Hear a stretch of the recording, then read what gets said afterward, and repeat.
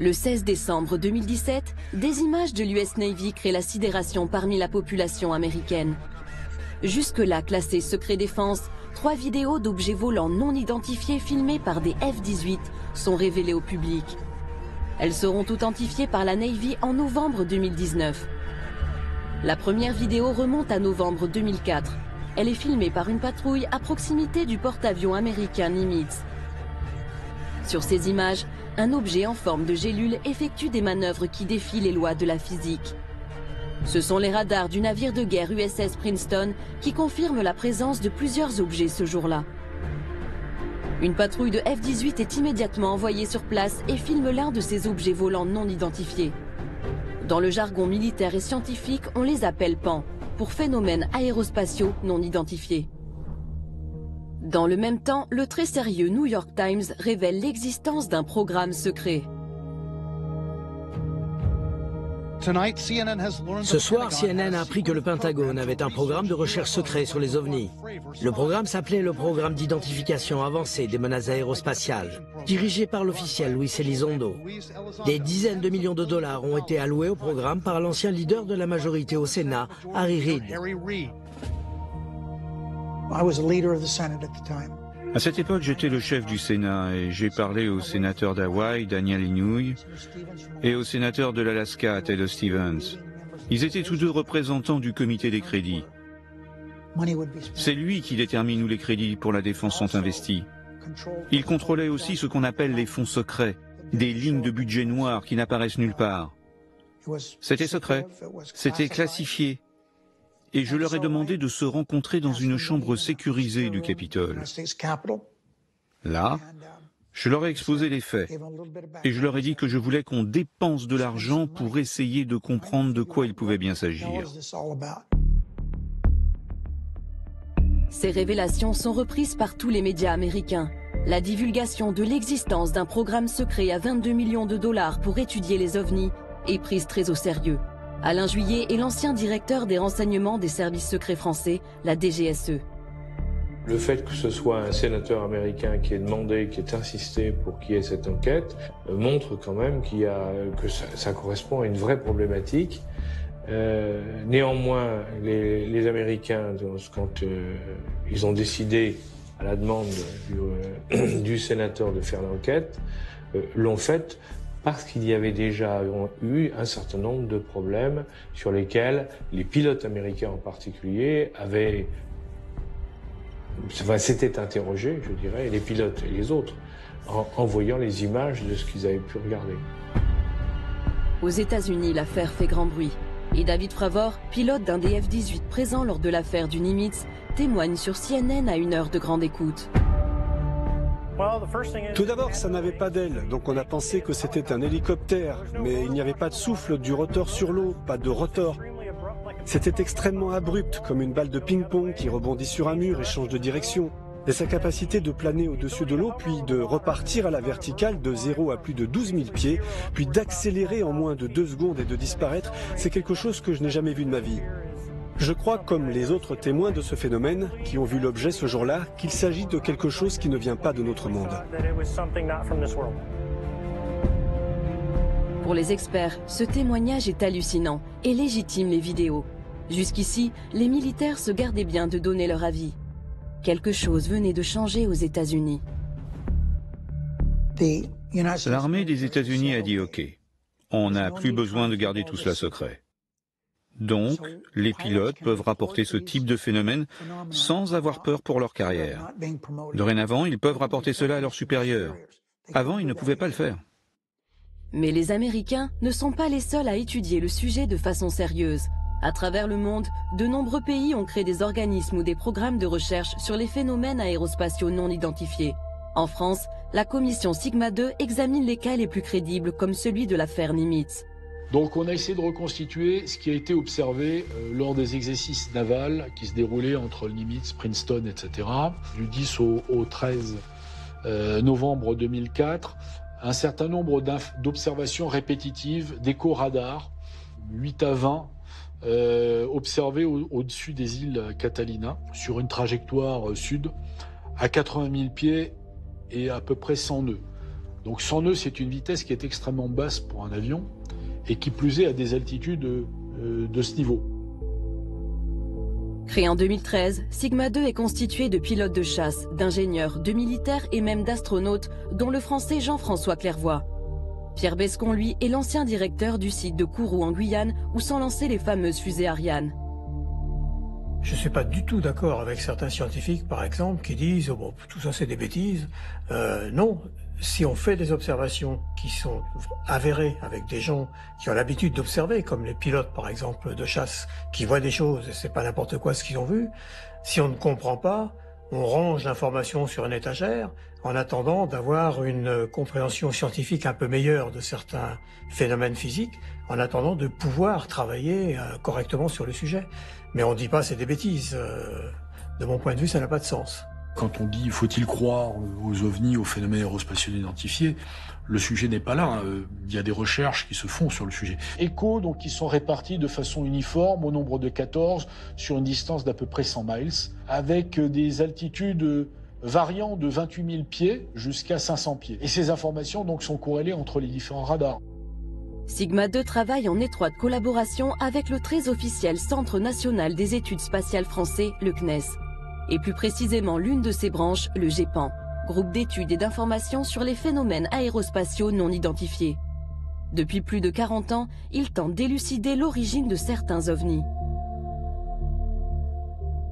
Le GEPAN est à charge de collecter, d'analyser et d'informer par rapport à des observations qui ont été faites par des témoins sur le sol français. Le GEPAN n'est pas un service d'alerte, n'est pas un service de recherche, n'est pas un service de surveillance de l'espace, mais bien un service d'analyse des témoignages à partir de témoignages humains, plus des photos qui accompagnent, des croquis et toute information que peut nous amener le témoin. Notre rôle au niveau technique, c'est de faire une analyse par rapport à des phénomènes connus. On cherche un rapprochement entre l'observation, qui est empreinte d'émotion, qui est empreinte d'étrangeté. Mais ne hurle pas comme ça! Oh maman! Mais c'est quoi? Pourquoi tu hurles? Mais c'est extraordinaire! Arrête de hurler comme ça, enfin! C'est des étoiles! Mais c'est fou! Pas des étoiles! On n'a jamais vu ça! Je vais dire après! Mais il faut surtout appeler, je sais pas quoi, là! C'est le rôle, donc, du GEPAN, c'est d'arriver à identifier des phénomènes connus qui peuvent correspondre, ou probable, quand on n'est pas totalement sûr, quand on n'a pas la preuve, ou dans certains cas qu'on n'arrive pas à exploiter parce que les données ne sont pas assez complètes.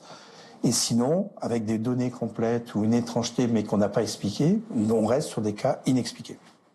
C'est d'ailleurs l'un de ces événements en France, très proche des cas révélés par l'US Navy, qui est à l'origine de la création du GEPAN. Un ancien directeur du groupe, Jean-Jacques Velasco, qui fut en poste pendant 21 ans, aujourd'hui expert indépendant, se souvient d'ailleurs qu'une affaire non élucidée est à l'origine de la création de l'organisme. En France, en 1951, un cas a sollicité en fait l'intervention de l'armée de l'air. Des pilotes qui étaient en patrouille ont observé au-dessus de la région d'Orange un objet qui se déplaçait à une vitesse qui correspondait à la vitesse de l'avion. Quand ils ont voulu le rejoindre pour faire l'interception, l'objet en fait a calqué sa vitesse sur celle des avions et à un moment donné il a accéléré de façon considérable. À partir de ce moment-là, un rapport a été fait à l'état-major de l'armée de l'air, c'est remonté même jusqu'au ministre, et on a commencé à prendre en compte très au sérieux ces observations. Et là, des recommandations étaient faites pour créer en France un organisme qui permettait de collecter et d'analyser ces données. Et c'est ainsi que Claude Poher, qui était un ufologue, mais en même temps astronome, et qui travaillait au CNES, a été chargé de créer le GEPAN. Je trouve que c'est le courage du CNES, à une époque, d'avoir dit « Eh ben, on va répondre à cette interrogation-là, et donc on crée le GEPAN ». Et ça, c'était très courageux, parce que précisément, c'est une approche qui est scientifique. Il y a des phénomènes observés qu'on ne comprend pas, eh ben, on va interroger les gens qui observent les choses et puis on va regarder si on peut étudier cette question-là, on va regarder si on peut répondre à cette préoccupation. Ça, c'est une démarche scientifique. Donc la première patrouille, en fait, est envoyée à peu près 60 miles du Nimitz. Il y a l'observation d'une trace d'écume au niveau de l'eau. L'un des F-18 donc va engager une manœuvre de descente rapide au contact de cette zone d'écume. Et donc l'objet décrit comme un grand tic-tac va changer de position et va grimper.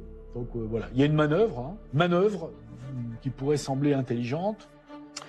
Bon, suite des opérations, ce n'est que la troisième vague de F-18 qui, elle, est équipée de caméras infrarouges, qui va rallier le point, qui va en faire ces fameux enregistrements. Voilà. Et derrière les images, ce sont surtout les commentaires stupéfaits des pilotes de l'US Navy qui interpellent.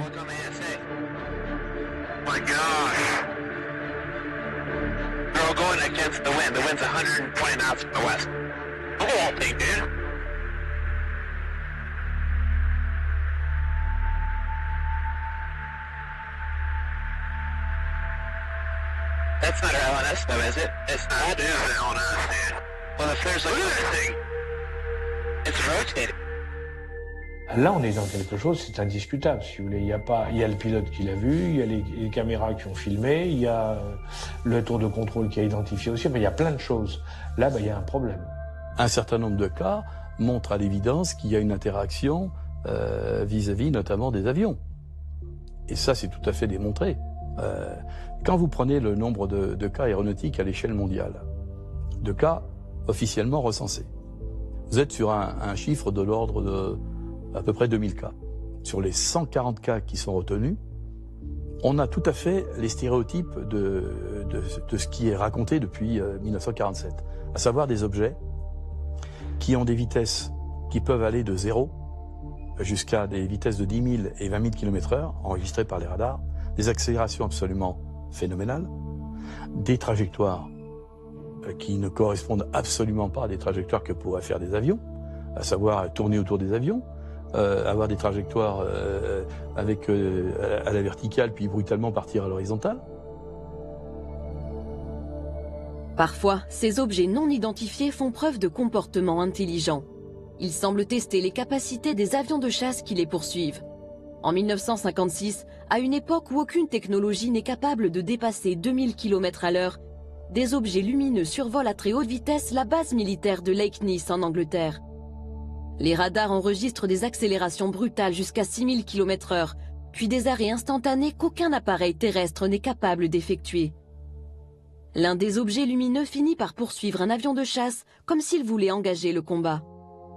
Même la CIA s'est penchée sur l'affaire. L'agence de renseignement l'a révélé en 2006 en rendant publique une partie de ses archives secrètes. Et ce n'est pas le seul cas du genre. Ce que je veux dire, c'est qu'on pensait que ces objets n'apparaissaient que dans les airs. Mais ce n'est pas vrai. Il y a eu des phénomènes inhabituels dans l'eau, sous la mer. Et pas une seule fois, mais plusieurs fois. Les gens racontent d'étranges phénomènes survenus à des bateaux, interrompant parfois même leur communication radio. Donc oui, je pense que c'est extrêmement important de faire tout ce que l'on peut pour comprendre de quoi il s'agit. Pour preuve, l'un des cas les plus énigmatiques qui ait été soumis à la commission Sigma 2. Il remonte à 2013 et n'a toujours pas trouvé d'explication. Un dossier qui n'est pas totalement clos, qui est un cas d'observation qui est fait au soir du 25 avril 2013 sur l'aéroport d'Aguadilla, Porto Rico. D'abord par le contrôle aérien. Le contrôle aérien relève des échos radars bizarres. Bon. Et puis signalerait une lumière à un avion de patrouille maritime américain qui est équipé d'une caméra infrarouge visible qui va être utilisée donc dans cette affaire-là. On voit une tache fluctuante donc d'un objet qui se promène, on va dire au-dessus, je dirais, des abords de l'aéroport. Ce qui est plus extraordinaire par contre, c'est qu'après, cet objet semblerait survoler la mer et plonger dans l'eau sans effet de splash, disent les Américains, et laisser d'ailleurs une trace thermique dans l'eau, ce qui est bizarre, parce qu'en fait, un objet immergé dans l'eau, l'eau est opaque aux infrarouges, et donc va constituer normalement un écran qui efface toute trace. Il se trouve qu'il y a une trace résiduelle qu'on ne sait pas bien expliquer, et enfin, pour terminer, cet objet semble ressortir de l'eau et se séparer en deux. Ce cas exceptionnel a été longuement étudié par un groupe d'experts américains qui s'est procuré les images peu de temps après leur tournage. Des images réalisées à partir d'un avion des services secrets intérieurs des États-Unis. Ce cas incroyable a fait l'objet d'un rapport de 160 pages, résultat de plusieurs mois d'enquête. Ses conclusions sont claires, le phénomène reste inexplicable. En particulier, sa capacité à rentrer dans l'eau sans faire de vagues, puis à se séparer en deux, demeure un mystère scientifique et technique.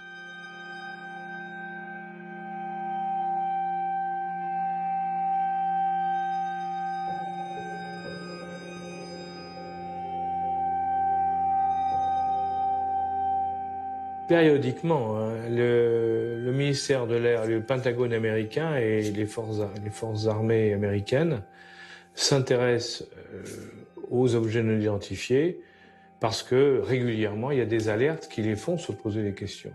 Et pour les militaires, c'est très inquiétant parce que lorsque vous êtes militaire, vous avez besoin de savoir ce que vous avez en face.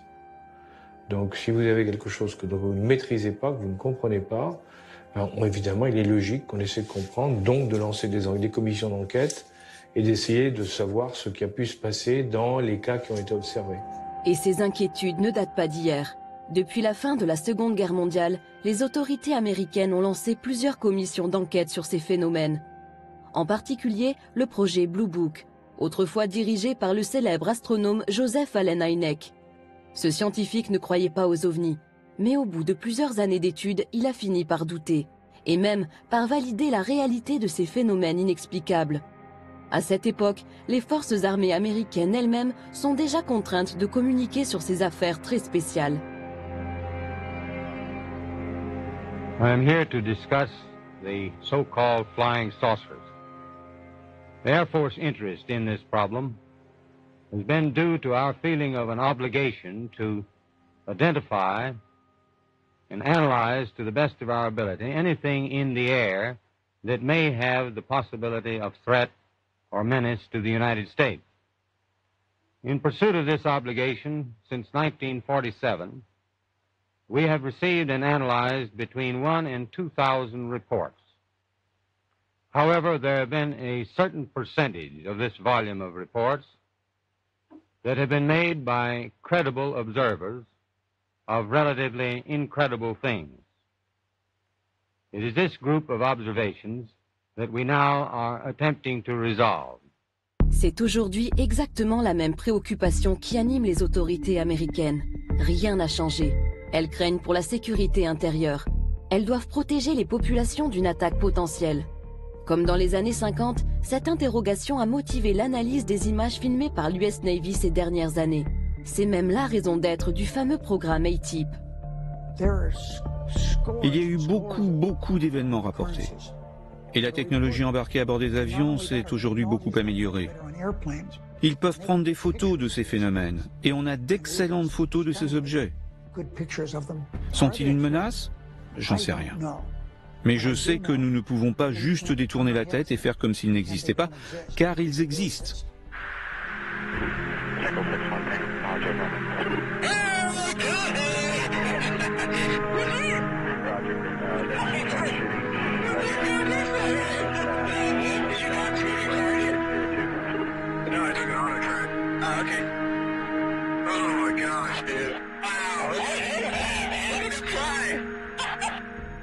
Après la Deuxième Guerre mondiale, beaucoup de gens ont pensé, les Américains pensaient que les Russes étaient derrière les objets volants non identifiés en disant eh bien, si les Russes ont trouvé de nouvelles technologies et les utilisent pour nous espionner. Si c'était un pays, un des pays qu'on cite, les grands pays, si vous voulez, c'est-à-dire les États-Unis, la Russie ou la Chine, depuis le temps qu'il y a eu des incidents, on aurait eu une fuite quelque part qui aurait dit oui, ça correspond à ça. Or, il n'y a eu absolument aucune information qui est sortie là-dessus. confirmant ou infirmant d'ailleurs que c'était des Russes, des Américains ou des Chinois. Pour moi, je n'y crois pas. Je pense que c'est autre chose. Autre chose, mais quoi? Si les instances au placé se posent des questions, des civils aussi cherchent. C'est justement la vocation du MUFON. Ce réseau de scientifiques et d'ingénieurs collecte depuis les années 50 une masse de témoignages sur l'ensemble du territoire américain. Il a même une antenne en France. Il dispose aujourd'hui d'un maillage considérable, un réseau d'enquêtes réparti dans chaque État. Le MUFON est pris très au sérieux, y compris par le gouvernement.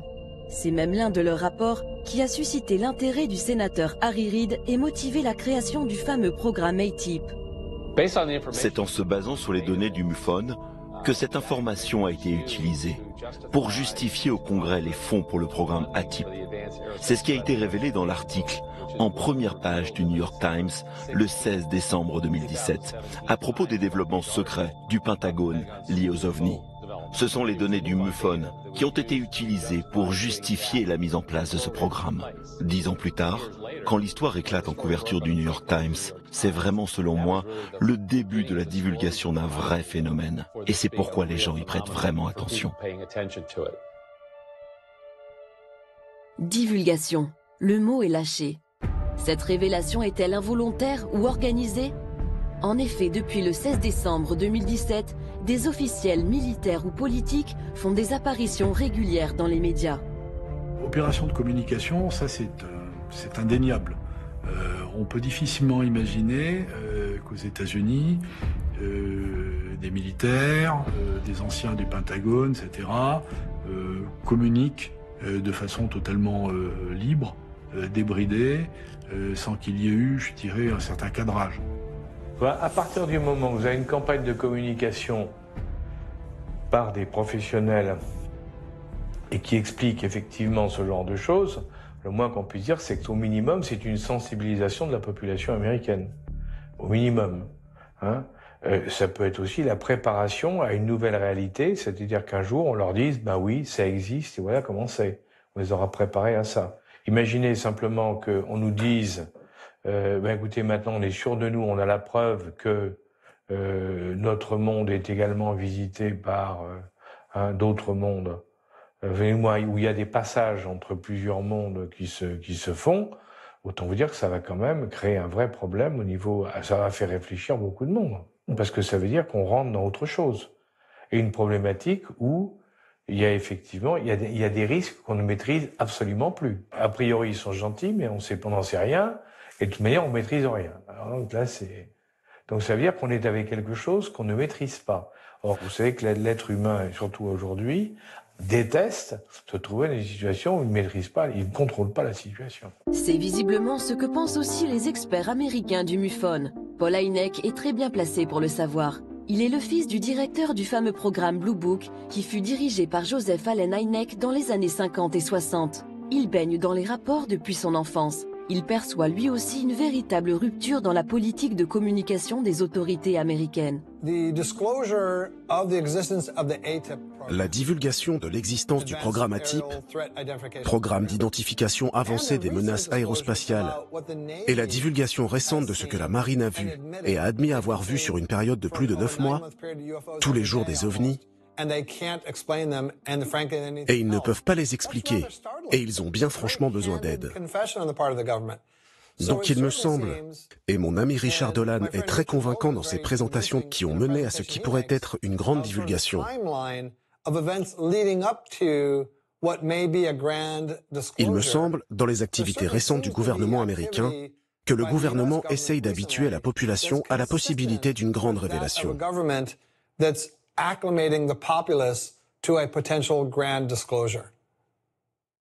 Paul Hynek et les autres membres du MUFON en sont convaincus.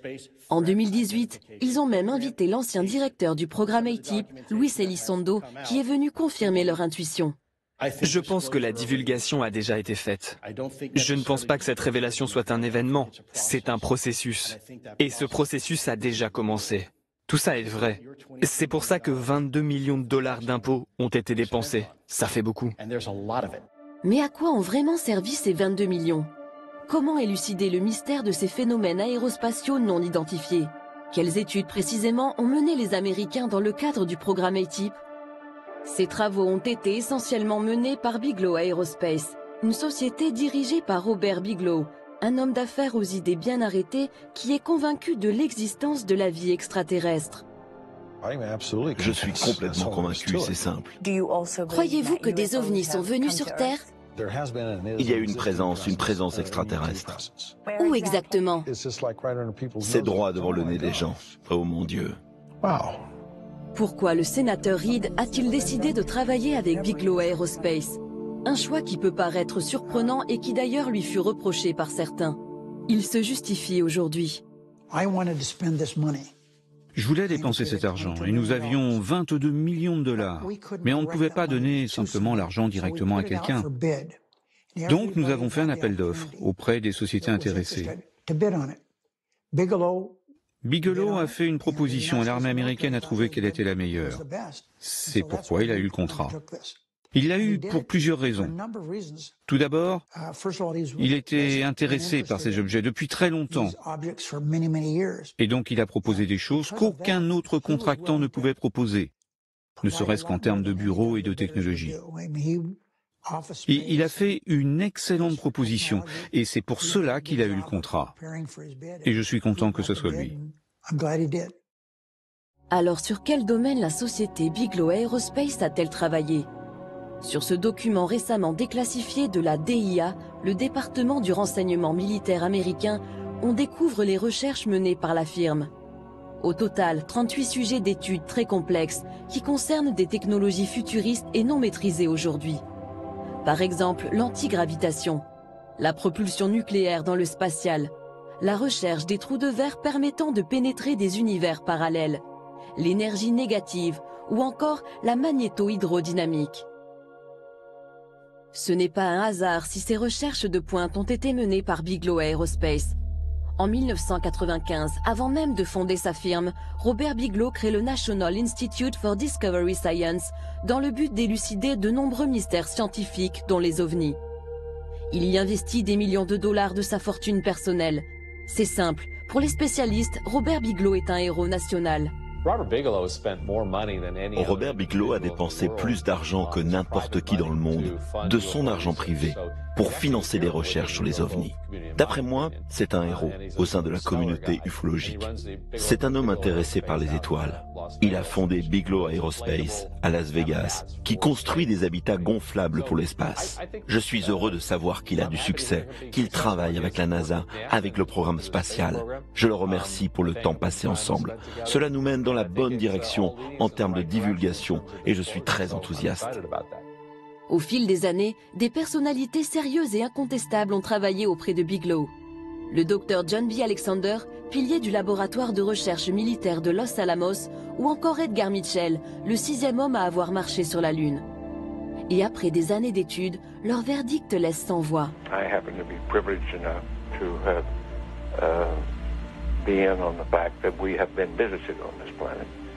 And the UFO phenomenon is real, although it's been covered up by our governments for quite a long time. Whoa! Hang on a minute, but this is big. Whoa, all of this is quite a shock to me. Well, I'm sorry you haven't been reading the papers recently. It's starting to open up quite a bit. So you're telling me... Well, there's a lot of information to take on board. Hang on a minute. I mean, listen, I've heard... crazy UFO nuts tell me this kind of thing before. I've never had Dr. Ed Mitchell, the sixth man to walk on the moon, a respected scientist in his own right, announce to me that we've been visited by aliens from other planets and that they definitely are out there. There's no debating it. Well, that's the first time you've ever talked to me, or I've told you about it before.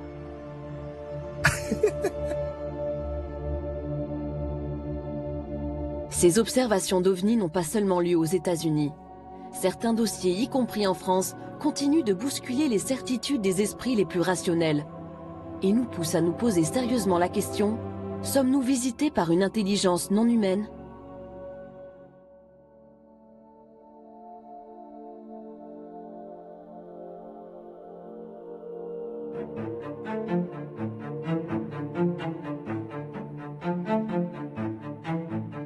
Parmi les cas qui ont été examinés au GEPAN, il y a le cas de Valensole.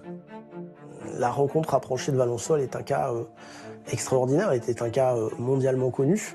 L'histoire se passe le 1er juillet 1965. L'agriculteur Maurice Masse est dans son champ ce matin-là, vers 5h30. Il commence à travailler.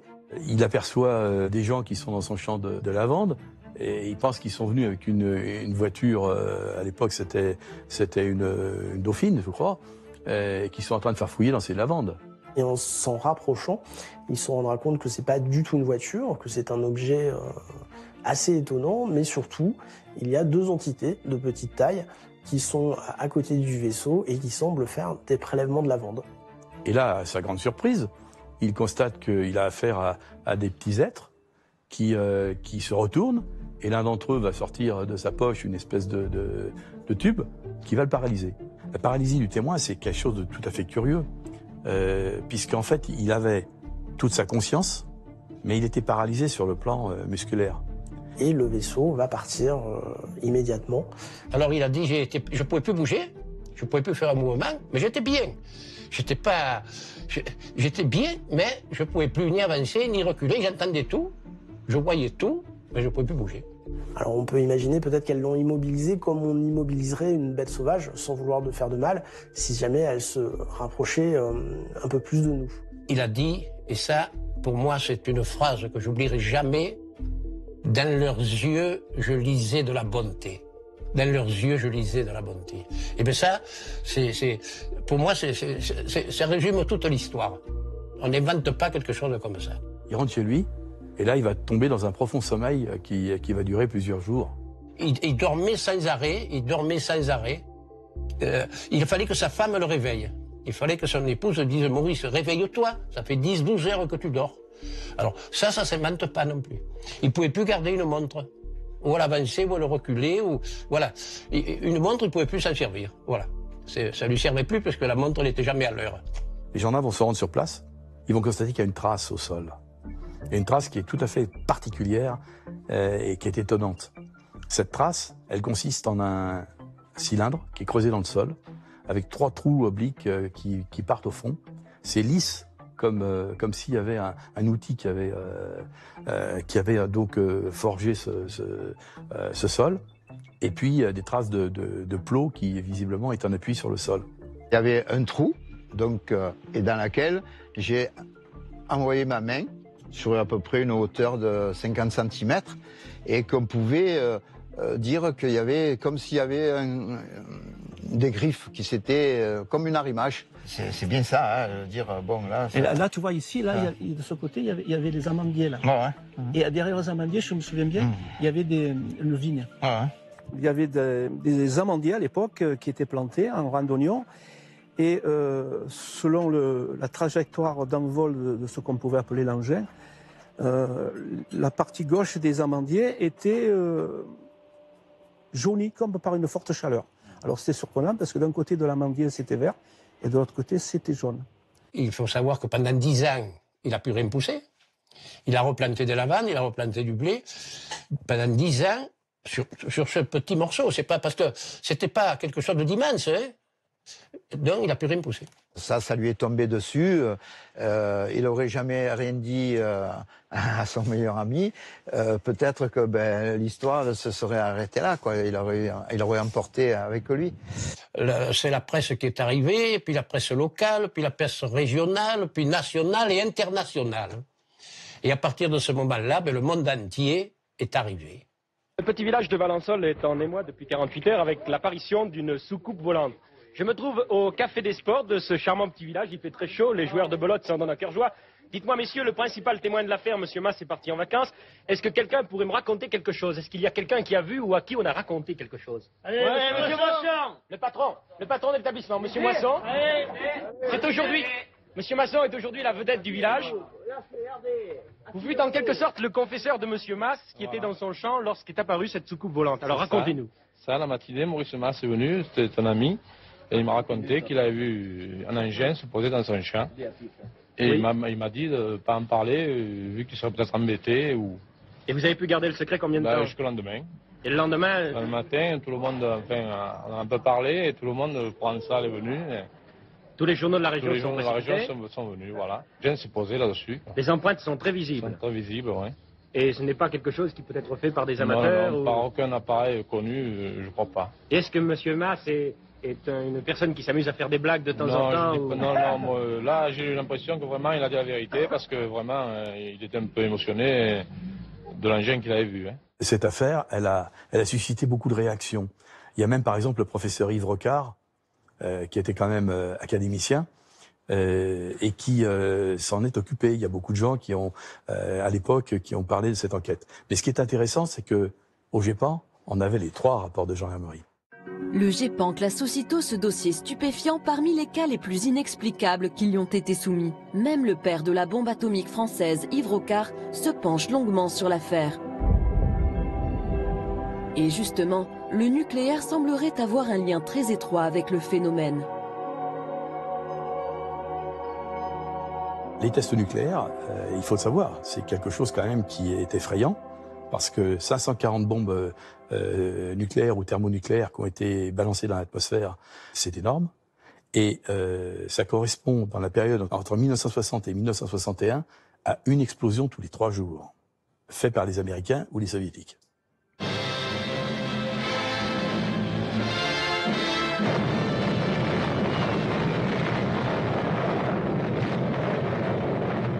This is atomic energy.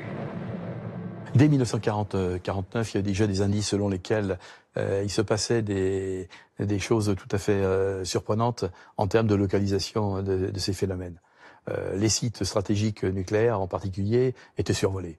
Lors de 2 commissions secrètes qui ensuite ont été divulguées au public, Edward Teller, donc, qui était le conseiller scientifique de la Maison-Blanche, participait, et il était père de la bombe atomique.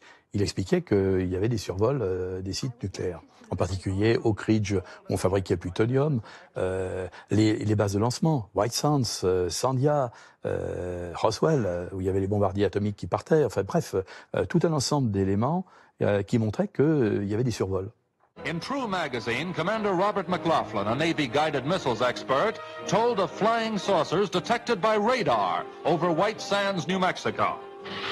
Scientists were tracking a rocket, suddenly detected a saucer at 56 miles altitude. Over 100 feet in diameter, the disk was traveling at 1,800 miles per hour, rapidly outranged their instruments. But there had been time for precise, accurate measurements. Says McLaughlin, that saucer could not have been made on Earth. Par exemple, j'ai appris que plusieurs bases de missiles dans le Midwest, dans le Dakota, ont été mystérieusement désactivées. Parfois, les militaires sont même sortis dehors et en pleine nuit ont pu voir des objets dans le ciel. Dans certains cas, cela a même interrompu les communications sur la base. Et ça n'est pas arrivé une seule fois, mais plusieurs fois. L'un des cas les plus troublants se déroule en 1967 au-dessus de la base de Malmstrom dans le Montana. Nous avons retrouvé l'un des derniers témoins de ces événements. Comme les autres témoins, il a gardé le silence pendant 30 ans avant que l'affaire ne s'ébruite finalement. Le lieutenant Robert Salas était en charge du lancement des missiles nucléaires Polaris. Il y avait un établissement à 6 mètres sous terre. Le nom de mon commandant était Fred Mywald. On prenait chacun notre tour la garde, en restant en état d'alerte. Et à un moment, dans la soirée, je reçois un appel téléphonique du garde d'en haut. Il y avait 6 gardes là-haut. Il voyait d'étranges lumières dans le ciel, qui volaient très vite, qui s'arrêtaient à mi-vol, qui repartaient en arrière. Il n'entendait pas de son de moteur, c'était uniquement des lumières dans le ciel, mais des lumières étranges, qu'il n'associait pas à des avions. Il criait dans le téléphone, balbutiant, me disant qu'il y avait une lumière rouge, orange, qui volait au-dessus de l'entrée principale. Et tous les gardes là-haut étaient prêts avec leurs armes. Et il m'a demandé ce qu'il devait faire. Bien sûr, j'étais sous le choc en écoutant ce qu'il me disait. Lui, il était clairement effrayé. Je lui ai dit de s'assurer que rien ne rentre dans la zone de défense et qu'il pouvait utiliser toute force nécessaire. Ensuite, il a raccroché. Il m'a dit qu'il devait raccrocher car l'un de ses gardes était blessé. Je suis allé réveiller mon commandant et alors que je lui ai expliqué les appels téléphoniques, nos missiles se sont éteints. On avait 10 missiles sous notre contrôle et les 10 missiles se sont éteints. On est passé en mode no-go. On ne pouvait plus les lancer, on ne pouvait plus les utiliser. Et c'est ce que nous avons rapporté au poste de commandement.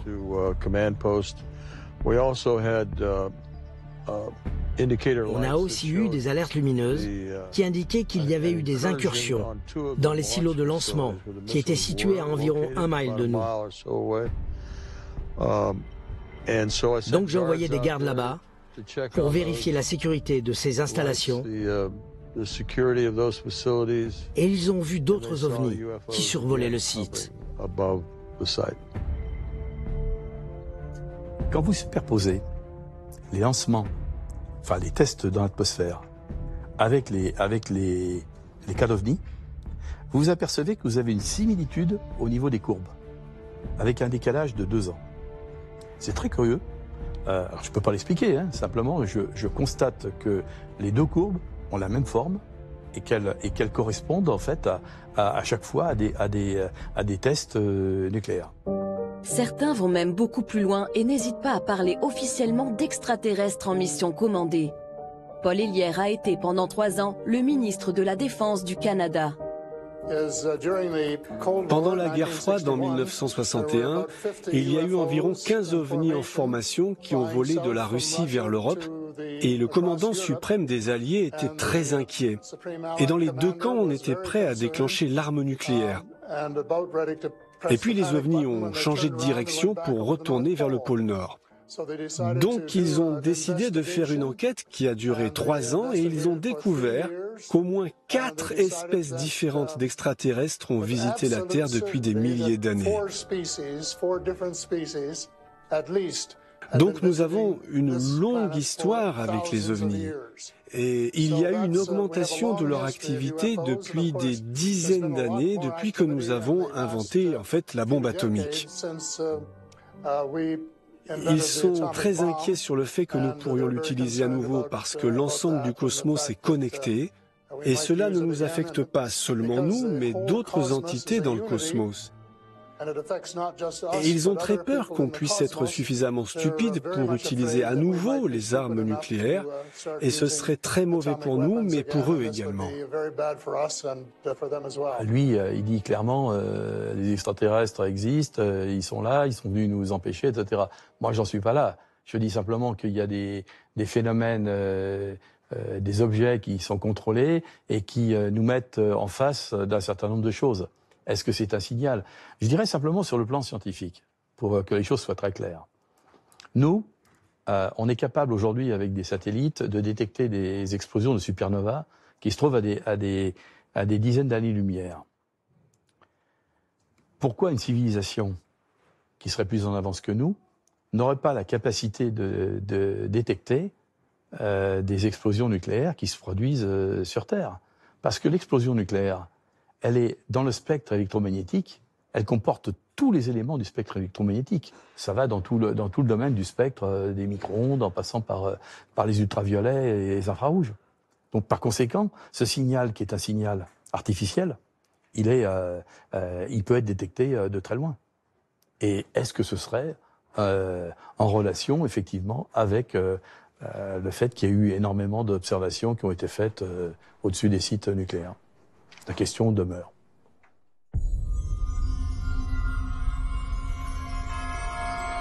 En 2012, en France, le journaliste David Gallet filme des parapentistes à proximité de la centrale nucléaire de Cattenom en Moselle. Il capte sur sa caméra un étrange objet lumineux pendant quelques secondes. Cet objet semblerait avoir été filmé le même jour en Suisse et en Allemagne.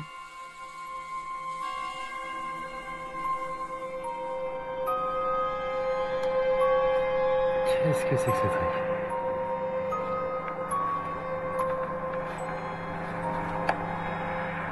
J'essaye de suivre le phénomène qui va parcourir l'intégralité de l'horizon je dirais en 20 secondes à peu de choses près. Donc qui va quand même relativement vite, 5-6 fois plus vite qu'un avion de ligne par exemple. Et puis je le suis tant bien que mal parce que ça va passer devant le soleil, c'est pas si simple que ça, parce que c'est une lumière qui passe devant le soleil, on voit plus rien, mais je le récupère. Et à la fin, le phénomène semble, en tout cas moi, ce que j'ai dans l'objectif, disparaître, s'évaporer. Et puis je suis avec quelqu'un qui est un ingénieur du son, qui est à côté de moi et qui me dit mais qu'est-ce que tu fais? Parce qu'il se demandait ce que je faisais avec la caméra, c'est-à-dire je ne suivais plus du tout le paramoteur, mais je balayais l'horizon avec la caméra et je lui dis je crois que j'ai filmé un ovni, et puis on rigole quoi. Mais on rigole pas longtemps parce qu'après on va regarder les images sur le petit écran de contrôle de la caméra et puis surtout ensuite dans le montage.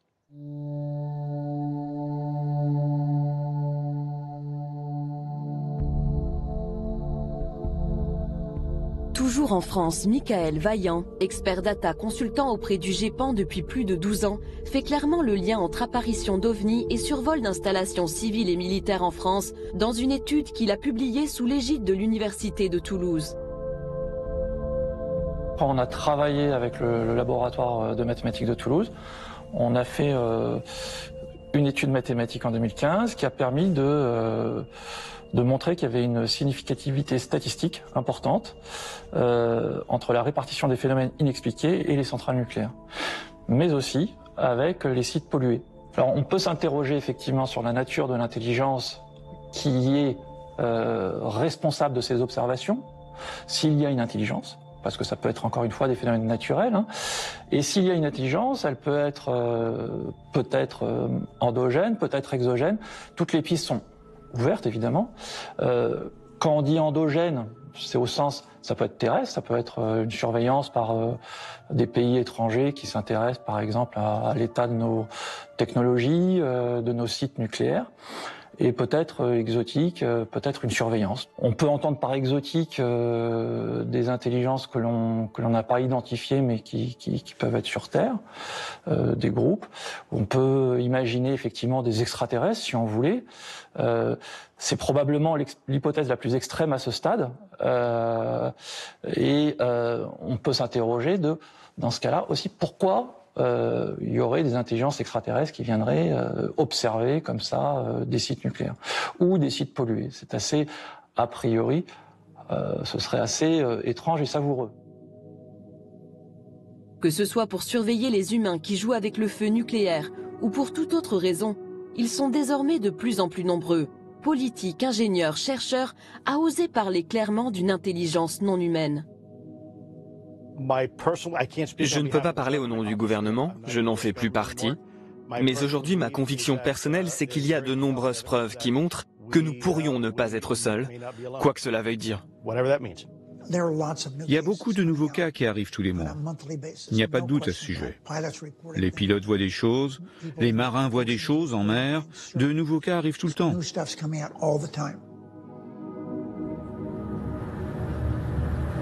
Look, nothing in the sky at all. Then all of a sudden, bam! What is that? Anybody tell me what that is? We're in the middle of the ocean. On a ferry. Nothing around. Look. Nothing around. No land, no nothing. The reason we had so much secrecy. S'il y avait autant de secrets, c'est parce que les gens ne comprenaient pas ce qui se passait. Et plutôt que d'effrayer la population, ils l'ont juste ignoré, en espérant que cela disparaisse. Mais ça n'a pas disparu. Et aujourd'hui, l'armée est obligée de faire quelque chose parce que maintenant, il y a trop d'événements. Parce que les pilotes d'avion n'ont plus peur de dire ce qu'ils ont vu. Ceux qui le prennent le plus au sérieux aujourd'hui, ce sont les scientifiques, parce qu'ils disent qu'il y a quelque chose. D'où viennent-ils, hein, et comment fonctionnent-ils? C'est ça qui est intéressant. C'est pas imaginable autrement que par des technologies qui sont bien plus en avance que la nôtre. Donc on n'est pas en capacité de le faire. Ça veut dire que ça vient d'ailleurs. Et si ça vient d'ailleurs, ben, ça vient de l'espace obligatoirement. Une intelligence qui viendrait de l'espace. Ce qui faisait sourire la communauté scientifique pendant de longues années devient aujourd'hui un vrai sujet. Et pour cause, en 25 ans seulement, les astronomes ont découvert l'existence de 4000 exoplanètes. Des planètes pour certaines semblables à la Terre qui pourraient clairement abriter des formes de vie intelligentes. Et pourquoi pas une civilisation plus avancée que la nôtre.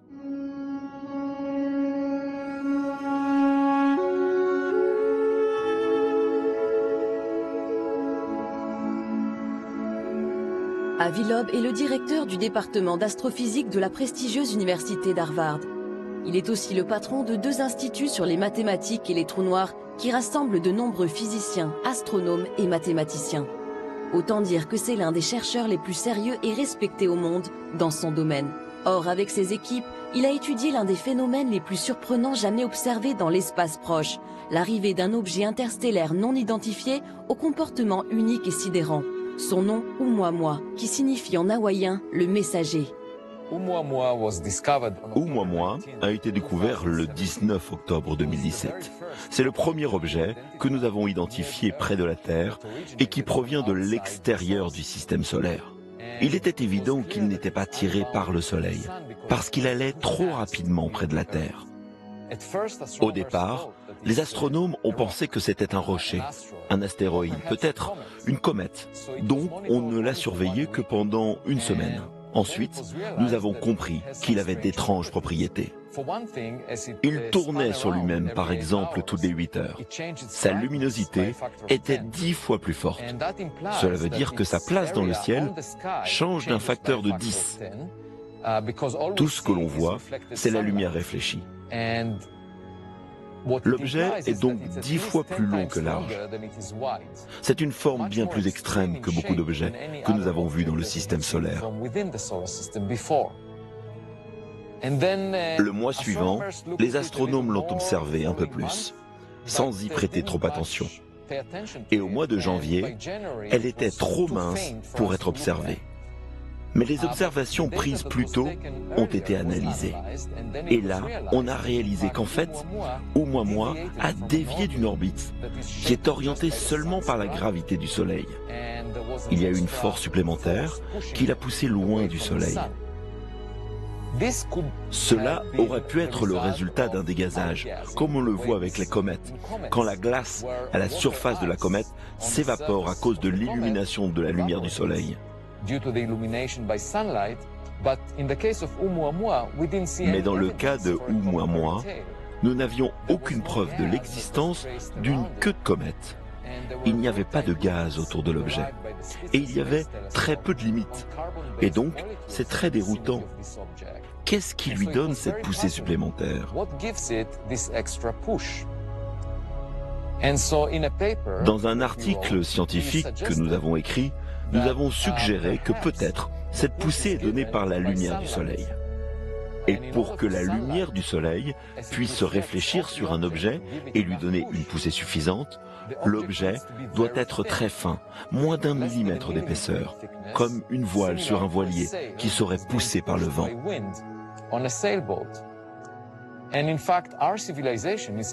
Notre civilisation développe actuellement la technologie des voiles solaires, où l'on utilise la lumière des étoiles pour naviguer. Et le résultat, c'est que lorsque la lumière vient rebondir sur la voile, cela lui donne une poussée qui peut l'amener à de très grandes vitesses, potentiellement jusqu'à la vitesse de la lumière. Donc, dans l'article, nous disons qu'il est possible qu'il s'agisse d'un dispositif qui a été fabriqué de manière artificielle et qui a été envoyé par une civilisation extraterrestre. Nous avons mentionné cela comme une possibilité, simplement parce que l'explication alternative, qu'il s'agit d'une comète, est incompatible avec les données.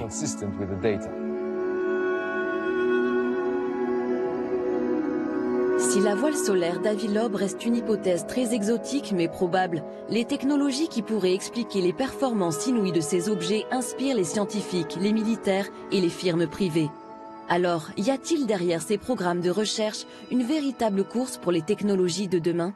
Alors, la technologie qui est utilisée par ces engins, apparemment en tout cas, est une technologie que nous ne maîtrisons pas. Parce qu'il est évident que si on trouvait la solution qui permet à un engin non identifié de se balader de vitesse zéro à vitesse extraordinaire et à évoluer n'importe comment, il est évident que ça intéresserait tout le monde. Parce que ça changerait le rapport à l'aviation de chasse, hein, entre autres. Après tout, si on trouve quelque chose, ça peut aider la défense française. Donc on est toujours dans la même logique de dire, si on trouve quelque chose, ça peut nous aider à comprendre le phénomène et pourquoi pas à en tirer parti. Alors la firme Bigelow et le fameux programme américain à 22 millions de dollars avaient-ils pour but d'élucider ces phénomènes et technologies inconnues pour en tirer parti? Le sénateur à l'origine du programme semble l'affirmer. Est-ce que je pense que la technologie, le programme pour lequel nous avons dépensé de l'argent a aidé? La réponse est oui. Avons-nous des réponses? Oui, nous en avons, mais pas tant que ça. Moi, je m'intéresse à la science, et je pense que nous devons connaître l'origine de ces phénomènes. D'où viennent-ils? Et je pense également que nous devons être compétitifs. D'autres pays, dont la France, ont fait le travail en essayant de comprendre tout cela. Et je suis à peu près certain que la Chine également. Ainsi que la Russie, qui est dirigée par un ancien responsable du KGB, je suis certain qu'ils ont aussi fait le travail. C'est pourquoi je pense qu'aujourd'hui, nous devons le faire, ce travail, nous, les États-Unis. Dans cette compétition, les Américains semblent donc bien partis. Si l'on reprend la liste des sujets d'études de la firme Bigelow, on constate de nombreux programmes sur des thématiques non maîtrisées aujourd'hui, mais dont les applications seraient révolutionnaires. Parmi les sujets les plus sensibles, l'antigravité, ou la capacité de s'affranchir des lois de la physique et notamment de la pesanteur. Faire voler un objet sans résistance physique ou sans être attiré au sol. C'est maintenant une quasi-certitude que dans tous les cas où on a vu quelque chose de bizarre qui a été parfaitement identifié, on a aussi bien vu qu'il y avait un phénomène, c'était en effet un engin qui ne tenait pas, qui ne fonctionnait pas avec la gravitation classique, on était dans l'antigravitation. Ça, je crois que c'est une quasi-certitude dans tous les cas de figure. Ces technologies futuristes nécessitent la conception de nouveaux matériaux. On les appelle métamatériaux. Récemment, une firme privée a signé un contrat de recherche et développement avec l'armée américaine sur ces technologies. En juin 2018, le docteur Al Puthoff, cofondateur de cette société et ancien participant du programme ATIP, fait à ce sujet des déclarations surprenantes. C'était un échantillon multicouche de bismuth et de magnésium. Cette couche de bismuth est plus petite qu'un cheveu humain. L'échantillon de magnésium fait 10 fois la taille d'un cheveu humain. Il a potentiellement été récupéré durant le rapatriement d'un véhicule spatial avancé qui se serait écrasé. À Las Vegas, au mois de juin 2018, le physicien Al Puthoff a laissé entendre que cet étrange objet de métamatériaux venait d'un crash d'OVNI. Mais il n'en est pas sûr. Puthoff et son collègue, le docteur Eric Davis, sont sur le point d'identifier un ensemble de petites pièces qui semblent au-delà de tout ce que l'humanité peut fabriquer.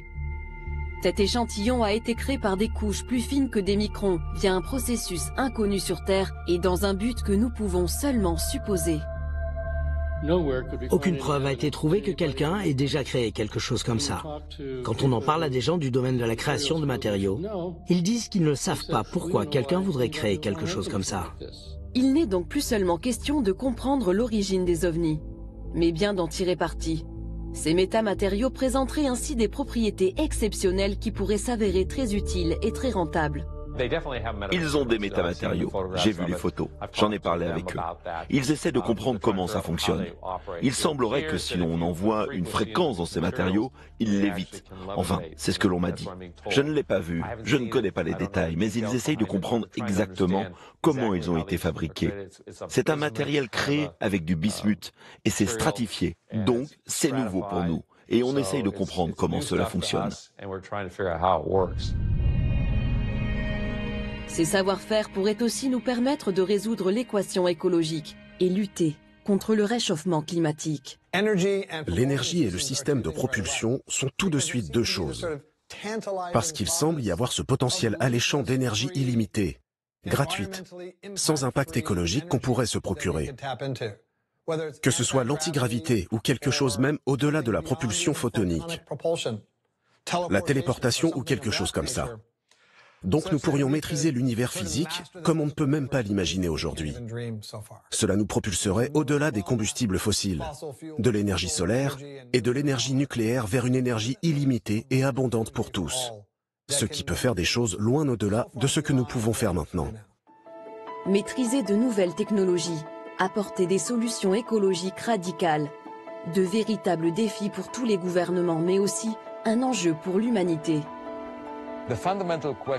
La question fondamentale est: sommes-nous seuls?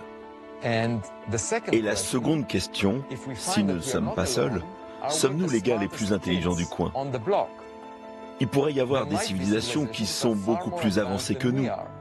Et il pourrait avoir des technologies que nous pourrions peut-être développer, mais dans longtemps.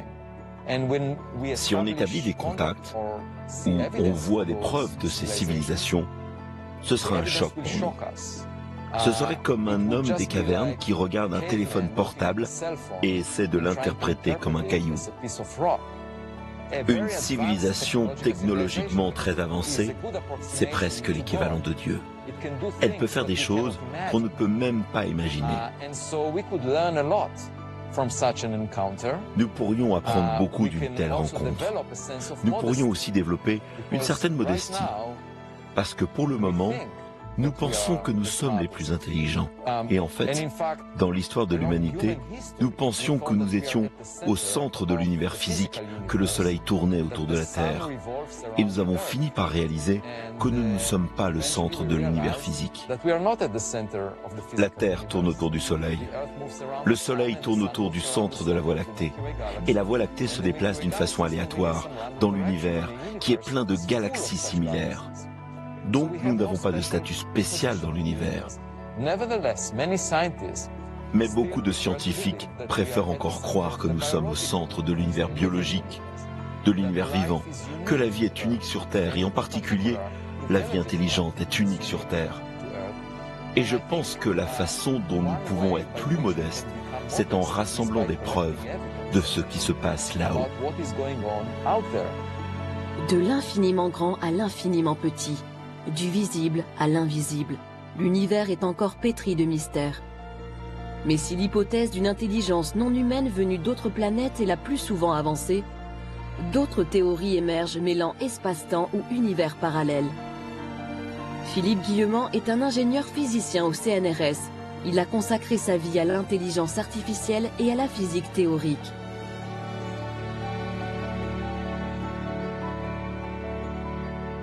Je pense qu'on ne peut pas comprendre le phénomène OVNI si on ne remet pas en question totalement la nature de la réalité telle qu'on a l'habitude de le concevoir. Le temps, l'espace et la matière n'existent pas en réalité telles qu'on les perçoit. Ce sont des constructions de la conscience à partir d'un champ d'information immensément plus vaste que ce qu'il est coutume d'appeler la matière ou l'espace-temps. C'est également le point de vue du célèbre astronome et spécialiste des ovnis, le docteur Jacques Vallée, un Français parti vivre aux États-Unis qui a collaboré avec le célèbre professeur Hynek du projet Blue Book. Il défend lui aussi un nouveau regard sur la physique. Désormais, pour les exigences de la nouvelle physique de 2061, nous devons d'abord reconnaître que l'univers est un sous-système d'une méta-réalité d'une structure d'information. Tout est une structure d'information et c'est simultané. Nous devrions reconnaître les dimensions comme un artefact culturel. Nous créons les dimensions car nous avons de petites bibliothèques, des coordonnées X, Y et Z, mais nous n'avons pas besoin d'élan physique. Donc nous devrions faire comme nous le sentons avec le concept de dimension dans la physique du futur. Le présent est plus que déterminé, comme le dit Philippe Guillemant. Il est déterminé depuis le passé et depuis le futur. Finalement, la conscience génère l'impression d'espace et de temps. C'est la conscience traversant ce flux d'informations et créant l'illusion de l'espace et du temps. Jacques Vallée a également travaillé avec le docteur John B. Alexander, ancien colonel de l'armée américaine qui était impliqué dans divers programmes de recherche militaire sur le paranormal. Avec Vallée, ils ont été tous deux embauchés par le milliardaire Robert Bigelow dans les années 90, lorsque celui-ci a fondé le National Institute for Discovery Science pour étudier les ovnis et les expériences de mort imminente. Selon moi, il y a une interrelation entre tout et entre bien des phénomènes. Et un des problèmes quand on étudie les ovnis, c'est qu'on a tendance à isoler les paramètres prématurément. Comme vous le savez, je me suis intéressé aux expériences de mort imminente. J'ai fait un doctorat sous la direction du docteur Elizabeth Kubler-Ross. J'ai été impliqué dans la visualisation à distance, dans la psychokinèse, la marche au feu, la cryptozoologie, peu importe le domaine. J'ai travaillé avec beaucoup de chamans dans le monde. Selon moi, ces choses sont interreliées et la conscience humaine en fait partie. Oui, on rentre dans la spiritualité. Et quand on mélange science et spiritualité, ça rend les gens très nerveux. Il y a dans ce phénomène une interaction entre la physicalité et la conscience qui est absolument fondamentale. Concernant les ovnis, il est commun de dire que ces technologies ont des milliers d'années d'avance sur les nôtres. Mais ce qu'on réalise, c'est que ce n'est pas vrai. On observe que c'est en avance sur nous, mais pas au-delà de votre capacité de la croire et de la comprendre. On croit que ce sont des choses qu'on aura dans 1000 ans, et elles sont là au bout de 50 ans. Et c'est systématique dans les observations liées aux ovnis. Je vous donne un exemple précis d'un cas rapporté par Jacques Vallée, au début des années 1900, dans l'État de Washington. Un homme est au volant de sa voiture. Un ovni apparaît devant lui, et il le décrit plus tard et il dit « C'était de forme heptagonale et je pouvais voir chaque rivet. » À cette époque, c'était très avancé. Mais une cinquantaine d'années plus tard, on n'utiliserait jamais de rivet pour voyager dans l'espace. En fait, on a affaire à des engins qui sont capables de rentrer dans notre espace-temps en provenant de l'extérieur, en provenant, on va dire, des autres dimensions. Aujourd'hui, si le principe des univers multiples reste une théorie, elle fait partie des hypothèses pour expliquer la provenance des phénomènes aérospatiaux non identifiés. C'est d'ailleurs l'un des points de recherche du programme ATIP. Ma conviction personnelle, c'est... vous savez, ce sont des théories hermétistes et ésotériques, mais elles remontent à l'origine du monde. Hein. On les retrouve dans les civilisations anciennes, on les retrouve partout. Et pas seulement pas en Europe, en Égypte ou ailleurs, mais partout on retrouve la même chose. C'est-à-dire que les gens vous disent il y a plusieurs mondes en définitive qui sont parallèles et qui sont juste l'un à côté l'un de l'autre. Il n'y a pas que le monde, notre monde à nous, le monde que nous percevons nous n'est pas le seul monde. Il y a plusieurs mondes qui s'interpénètrent.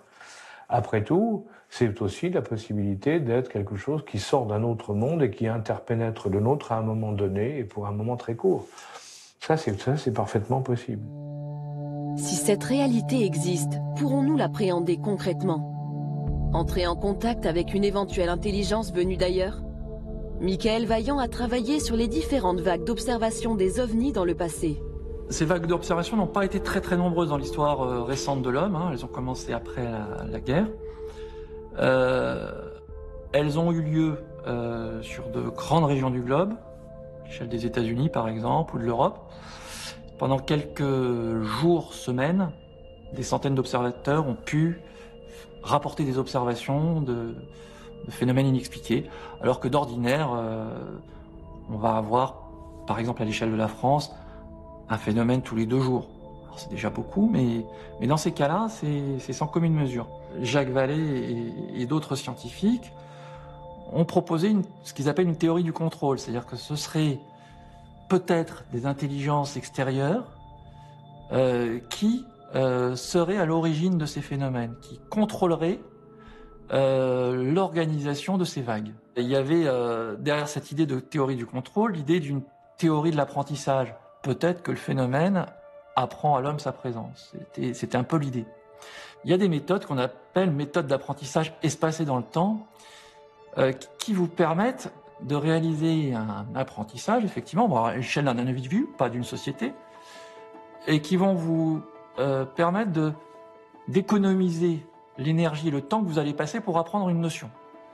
C'est-à-dire, je suis très feignant, je veux apprendre une liste de mots, et je veux économiser mon énergie, plutôt que de répéter bêtement cette liste de mots de façon séquentielle tous les jours, je vais petit à petit espacer le temps entre mes apprentissages.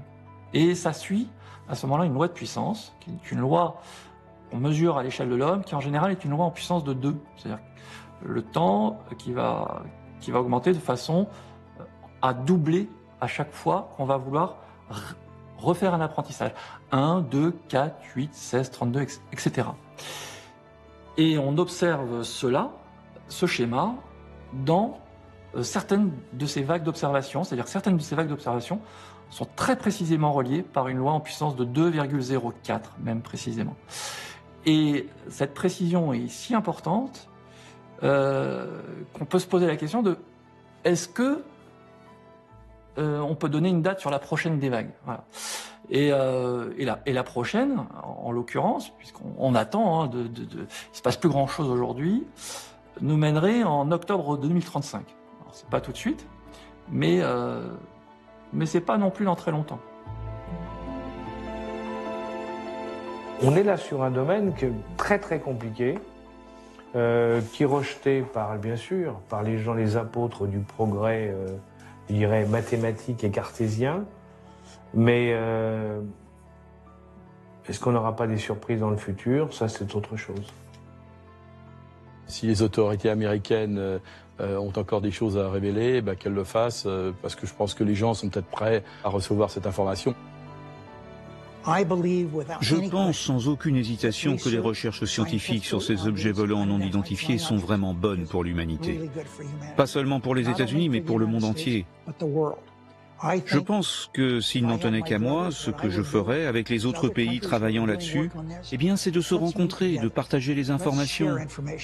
Que les États-Unis partagent avec la France, la Chine, la Russie, nous devons le faire parce que c'est quelque chose qu'on ne comprend pas. On doit travailler ensemble et rendre ces informations publiques et les partager. C'est important, pas seulement pour notre pays, mais pour toute la civilisation humaine.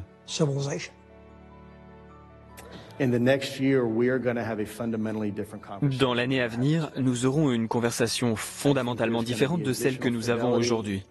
Je pense qu'il y aura une plus grande adhésion du public pour tout ce qui a été divulgué récemment, et cela nous aidera à mieux comprendre ce que nous voyons. Il faut dire que ça apporterait des bouleversements au niveau de nos sociétés très importants. Ça remettrait en cause un certain nombre de choses sur le plan philosophique, sur le plan religieux, sur le plan même de la science. Peut-être qu'en 2035, les connaissances de l'homme sur le sujet étant stabilisées, on pourrait peut-être avoir un contact. Un contact, sachant qu'une idée qui a été avancée derrière ces vagues aussi, et derrière cet apprentissage, ce serait d'éviter ce qu'on appelle un ethnocide culturel, c'est-à-dire d'éviter que l'homme soit totalement pris au dépourvu et choqué par la découverte d'intelligence ou de phénomènes de nature extraterrestre. Je pense qu'à l'échelle de 10 ans, on aura, même très certainement avant, découvert la vie dans le système solaire, pas intelligente, mais au moins la vie. Et ça permet, ne serait-ce que ça, de poser les briques, en tout cas les fondations d'un édifice intellectuel qui permet de s'interroger plus loin. En tout cas pour le scientifique, qui permet d'oser penser qu'il y a peut-être, au-delà de la vie, une vie intelligente. Et donc ça fait progresser aussi les mentalités. Ces sujets vont devenir de plus en plus mainstream, c'est ça que ça veut dire. Il y a plus de planètes comme la Terre qui sont habitables dans le volume observable de l'univers qu'il n'y a de grains de sable sur toutes les plages de la Terre. Pour moi, il semble très raisonnable de chercher d'autres civilisations, pas forcément ici sur Terre, pas forcément dans le système solaire, mais bien plus loin que cela, et en faire un sujet central pour nos futures recherches. Parce que les conséquences au fait de trouver des preuves de la vie là-haut seraient phénoménales. Ça changerait la conception que nous avons de notre place dans l'univers. Ça nous apprendrait des choses sur des technologies avancées que nous n'avons jamais rêvé de développer. Cela peut aussi nous apporter une leçon sur comment se comporter en tant que civilisation. On se sentirait comme une équipe qui apprend d'une autre équipe qui a traversé un processus similaire à nous dans le passé. A dot is all. A dot is all, it is us, both in the past and in the future. A dot is nothing, it is you. Unseizable, a mere step. Bodies and electrons racing. A dot is a mere moment, a crossroads. Hypothetical journeys. Never to cease, to leave, to return, to hope and to rise. To start over. So soon, to doubt, however, invisible or immense, which however move the clock of our thoughts. On se trouve devant un phénomène qui contrôle la réalité du témoin. Donc le problème, c'est que le témoin nous raconte un truc auquel on ne peut pas croire parce qu'il faisait partie du phénomène à ce moment-là. C'est-à-dire le témoin vraiment rapproché. On se trouve un petit peu, si vous voulez, l'analogie qui me plaît beaucoup, c'est le cinéma. Si vous interrogez, vous voyez 100 personnes qui sortent d'un cinéma, vous leur demandez ce qu'ils ont vu Godzilla. Bon, ils sont tous d'accord sur l'existence de Godzilla. En fait, le Godzilla en question, c'était juste une projection sur un écran. La vraie technologie, elle était derrière eux, c'était le projecteur. Moi, je veux rencontrer le projectionniste.